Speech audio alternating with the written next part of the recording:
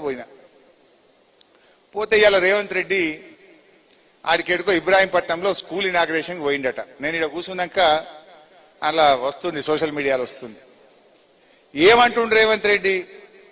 ఇవాళ నన్ను ఇష్టం ఉన్నట్టు తిట్టిండాడు. ఇప్పుడు జనరల్ గా రాజకీయాలు మాట్లాడితే ఒక పొలిటికల్ పార్టీ కార్యకర్తలు ఉంటే మాట్లాడతాం, ప్రెస్ మీట్లు ఉంటే మాట్లాడతాం. ఈయన పోయింది దేనికి? స్కూల్ పిల్లల ప్రోగ్రాం. చిన్నపిల్లలు ఉన్నారు, స్కూల్ పిల్లలు ఉన్నారు. స్కూల్ పిల్లల దగ్గర పోతే ఏం చెప్పాలి మనం? అరే మంచిగా చదువుకోండి, డాక్టర్లు కానిరి, ఇంజనీర్లు కానిరి, ఫోన్లు వాడకుండ్రి, శ్రద్ధగా వినుండ్రి, స్కూల్ డుమ్మగొట్టకుండ్రి అని మంచి మాటలు చెప్పాలి కదా పిల్లలకు. ఆ పిల్లల ముంగట పోయి అడ్డగోలుగా మాట్లాడొచ్చిండి. ఇవాళ ఏమంటాడు? హరీష్ రావు తాటి సెట్ లెక్క పెరిగిండు అట, నేనేదో ఈత సెట్ లెక్క పెరిగిందట. ఇంకా పిల్లలకు నేను తాటి సెట్ లెక్క పెరిగితే ఏం అవసరము, నేను ఈత సెట్ లెక్క పెరిగితే ఏం అవసరము?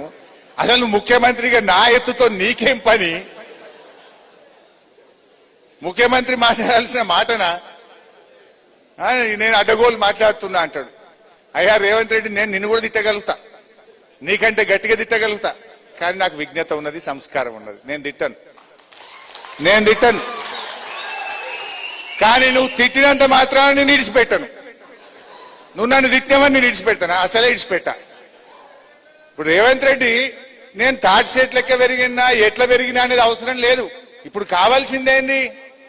నువ్వు 45 రోజుల్లో వేస్తానన్న రైతు బంధు ఎప్పుడు ఇస్తావు? గది అడుగుతున్నా, దానికి సమాధానం చెప్పు నా రైతుల పక్షాన. రైతు బీమా ఆగిపోయింది, గా రైతు బీమా చేస్తావా చెయ్యవా? గాముచ్చట కావాలి. కానీ నేను తాటి సెట్ లెక్క పెరిగితే నీకు రైతులకేం అవసరం, నాకేం అవసరం, నీకేం అవసరం? అరే పంటలకు పోయిన యాసంగి బోనస్ ఎగ్గొట్టినావు, ఈ యాసంగి బోనస్ ఎగ్గొట్టినావు, గది ఇస్తావా ఇయ్యవా చెప్పు తప్ప నా ఎత్తుతో నీకేం పని? అరే పిల్లగాళ్ళకు ఇవాళ ఫీజు రియంబర్స్మెంట్ ఇస్తలేవు. 30 లక్షల మంది ఎస్సీ ఎస్టీ బీసీ పిల్లల చదువులాగమైనవి, గది ఇస్తావా ఇయ్యవా? నేను నిన్ను అడుగుతూనే ఉంటా. నువ్వు నన్ను తిట్టినా, నా ఎత్తు గురించి అడిగినా, నా పొడుగు గురించి మాట్లాడినా, బిడ్డ ఫీజు రియంబర్స్మెంట్ ఎప్పుడు ఇస్తావో నేను నిలదీస్తూనే ఉంటా.